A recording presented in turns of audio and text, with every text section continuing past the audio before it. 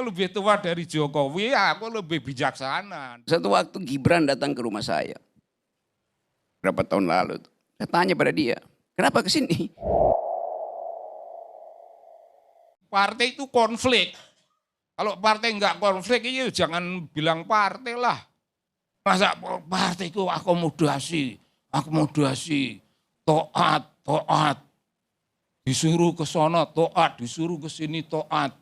Tidak ada konflik, tanpa konflik bukan partai. Jangan pernah menganggap diri partai kalau tidak pernah mengalami konflik internal, serius, dan mendalam.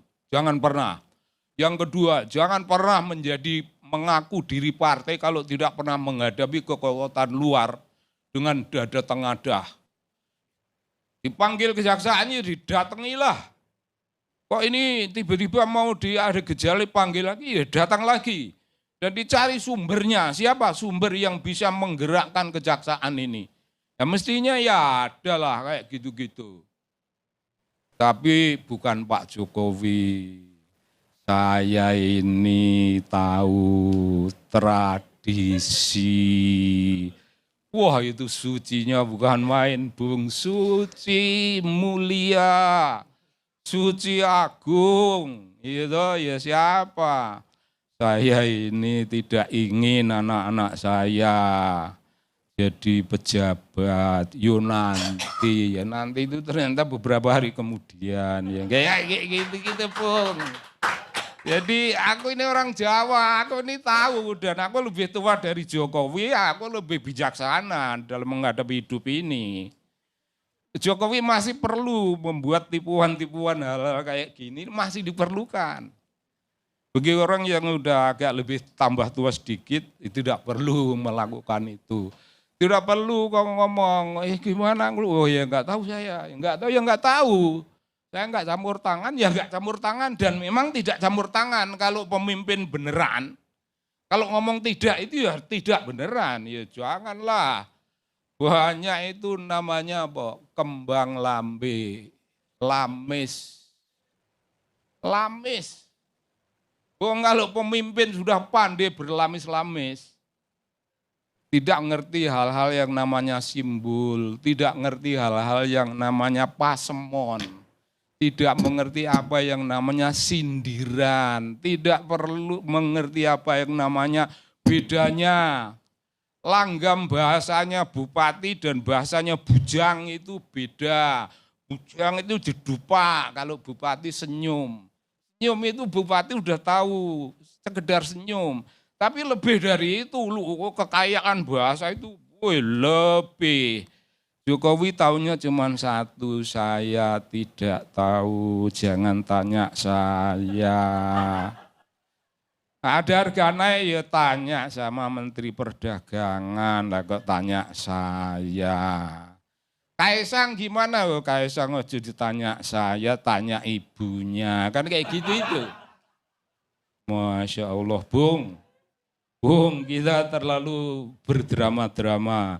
Tapi saya orang Jawa, jadi kalau ada orang edan-edanan drama, saya juga bisa melayani dengan edan-edanan yang lain. Tapi yang saya katakan bukan arti sebenarnya dari yang saya katakan. Makna yang saya sampaikan ya saya ikut Jokowi lah. Oke. Ini Bang, begitu aja. Cukup. Terima kasih.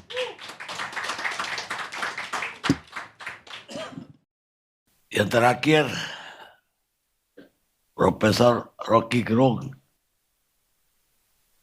akan memberikan kuliah terakhir filsafat. Selamat pertama kali Panjat Tebing mendapatkan emas di Olimpiade. Ya, terima kasih Bang Karni atas nama atlet, para pelatih. Saya terima ucapan selamat itu. Tetapi sebaiknya diucapkan nanti pada saat 17 Agustus. Kira-kira begitu langgamnya. Tapi saya juga dikritik karena saya mengucapkan terima kasih pada Bapak Presiden Jokowi. Dari Paris saya ucapkan terima kasih. Itu lalu saya dikritik. Gitu. Dikritik justru oleh mereka yang akhirnya berpaling dari Jokowi itu. Kenapa kritik? Ya, pokoknya kalian dulu yang puji-puji, saya bilang. Saya memuji Jokowi dari luar negeri hanya untuk mengingatkan bahwa Indonesia masih ada presiden, bukan raja. Saya balik tadi Pak. Kang Sobari pakai metafor yang bagus tuh. Golkar itu cuman onderdil. Lalu dia sebut lagi kata onder yang lain, onderbow.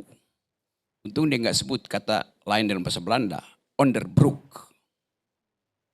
Yang artinya celana dalam.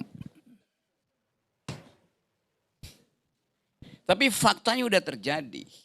Yang lebih penting adalah bertanya kenapa barang yang onderdil bekas masih juga dicuri oleh montirnya. Kan itu soalnya tuh. Jokowi tahu dari awal ini onderdil doang. Ngapain dia curi? Kenapa dia nggak beli mesin baru itu kan? Karena dia nggak mampu membeli mesin baru. Beberapa mesin dia mau colong nggak bisa tuh. Demokrat sebagai mesin baru dia mau colong nggak bisa. PDIP apalagi mesin lama tapi kuat itu. Diesel lagi tuh. Nggak mampu. Maka dia colong bagian onderdilnya doang di Golkar.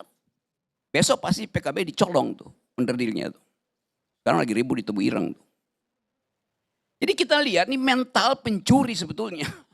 Nyolong barang, bahkan barang bekas dicuri tuh. Nah kita bayangkan misalnya. Terus si pencuri itu mau ngapain tuh? Apa yang dia takutkan dengan mesin itu? Bukan mesin itu pendukung dia. Jadi dia takut sendiri pada onderdil dia sendiri itu. PDIP tadinya onderdil dia takut. Karena itu dia mau curi itu, dia mau rampas itu. Golkar onderdil dia mau batalkan. Satu-satunya keterangan adalah ada permainan di belakang layar tuh. Golkar memperlihatkan layar depan itu. Tampilan depan ya kami baik segala macam udah diterangkan di situ. Tapi di belakang layar itu saya bisa bayangkan Erlangga keluarga malam-malam itu paling tangis-tangisan di situ. Semua senyum yang ada di situ seperti dipalsukan di depan layar. Di dalam tradisi Yunani, belakang layar itu disebut opsin. Di belakang sin layar, opsin. Dari kata opsin itu datang kata obscenity. Artinya kemaksiatan. Keburukan, kebangsatan. Perselingkuhan. Di belakang layar semua itu. Gak bisa dilihat memang di dalam ucapan. Tapi kita bisa duga dengan kuat bahwa dari awal Jokowi bersembunyi obscene. He's producing obscenity itu. Dasarnya itu. Jadi satu waktu Gibran datang ke rumah saya. Berapa tahun lalu. Saya tanya pada dia. Kenapa ke sini? Saya mau belajar dengan Om Rocky. Dia bisa panggil Om itu. Kenapa mau belajar di sini? Sekarang saya buka cerita itu. Saya sebetulnya ada di PDIP hari ini. Kata Gibran. Tapi saya malas dengan kuliah-kuliah di PDIP itu. Coba bayangin tuh. Cerita. Saya buka cerita. Saya bilang kamu mau jadi politisi itu. Enggak, saya mau jadi anak muda ada. Kalau you mau jadi dari awal itu. Kelihatannya kamu mau jadi berminat jadi gubernur DKI. Panggil wartawan, saya bela kamu di sini. Tapi ucapkan, oh enggak Om, saya mau jadi anak muda biasa aja tuh, mau berbisnis tuh. Kasih kritik saya kasih kritik pada dia. Jadi kecenderungan itu saya baca dari awal tuh bahwa oke, buah jatuh tidak jauh dari pohonnya. Saya dapat kesimpulan itu. Jadi dari awal saya udah nggak percaya sebetulnya langkah-langkah Jokowi itu, dan itu artinya di kita bukan sekedar Golkarnya yang jadi soal, tapi sistem politik kita secara keseluruhan. Tugas Presiden Jokowi adalah melakukan pendidikan politik pada bangsa ini. Merusak PDIP, apa itu pendidikan politik? Mengacak-acak Golkar dari obscenity itu dari belakang layar, apa itu pendidikan politik? Kayak itu soalnya. Bukan saya mau bela Golkar, nggak ada urusan saya dengan Golkar.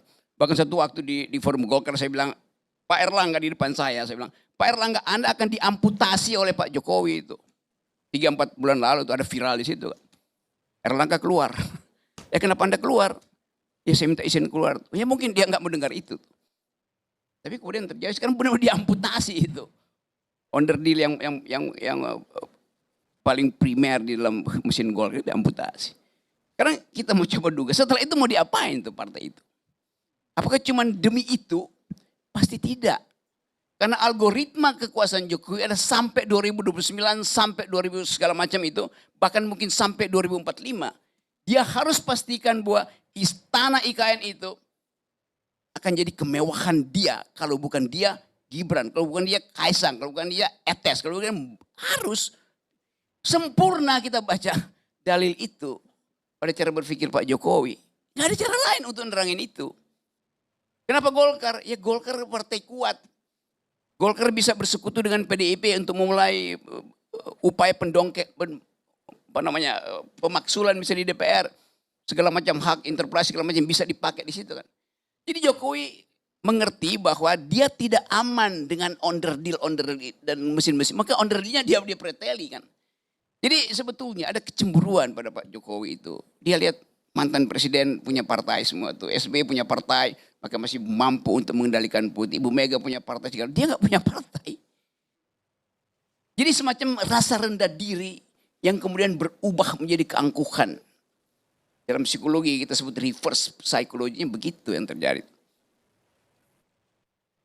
Setiap orang yang berupaya untuk menghasilkan kembali demokrasi harusnya mempersoalkan perilaku politik Jokowi. Golkar segala macam partai-partai itu, oh ya oke lah. Tapi kata Samuel Huntington, kita punya lembaga-lembaga politik, tapi tidak ada di dalamnya pelembagaan politik. Ada political institution, tapi tidak ada institusionalisasi di dalam partai itu. Nah tugas Jokowi adalah menjalankan perintah konstitusi, cerdaskan kehidupan bangsa, termasuk cerdaskan kehidupan politik. Sekarang dia rusak sendiri. Instalasi demokrasi dia rusak. Kan dia merusak Golkar itu bukan, yang dia rusak bukan Golkar, yang dia rusak adalah demokrasi kita itu. Bahwa Golkar memang benar, Kang Sobari iya, dia cuma peran, iya tapi dia sudah hidup di situ terengah-engah tuh, terseok-seok. Harusnya Jokowi katakan perkuat Golkar, bukan rusak gitu. Itu pelajaran di kita. Jadi kita mau ucapkan ini sebagai kritik mendasar. Bahwa Jokowi sedang merusak demokrasi, itu poinnya tuh. Partai-partai punya persoalan dengan pidana atau video-video tertentu yang akan dipakai buat nomor. Ya itu soal pribadi mereka tuh. Melanggar hukum pidana, iya. Tapi Jokowi melanggar etika politik, melanggar konstitusi. Kan ini the maxim of all crime. Itu melanggar konstitusi.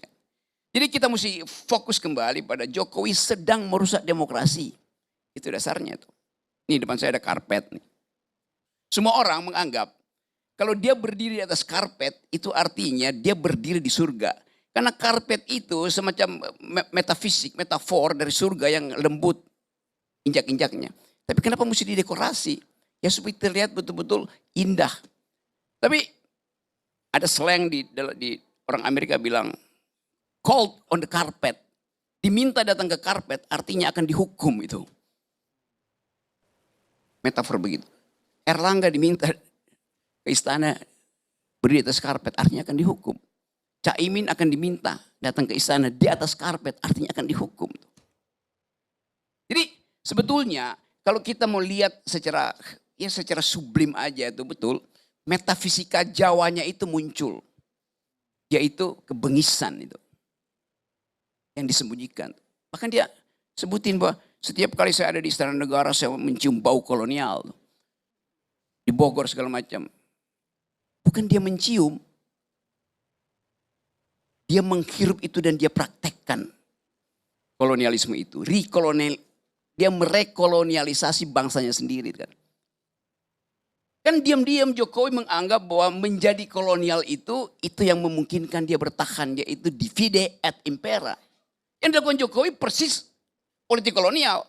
Memecah belah PDIP, memecah belah Demokrat, memecah belah PKB, memecah belah apa partai yang gak dipecah belah oleh Jokowi coba. Jadi sempurna Jokowi hidup di gedung-gedung kolonial dan sempurna dia praktekkan politik kolonial. Divide et impera. Terima kasih.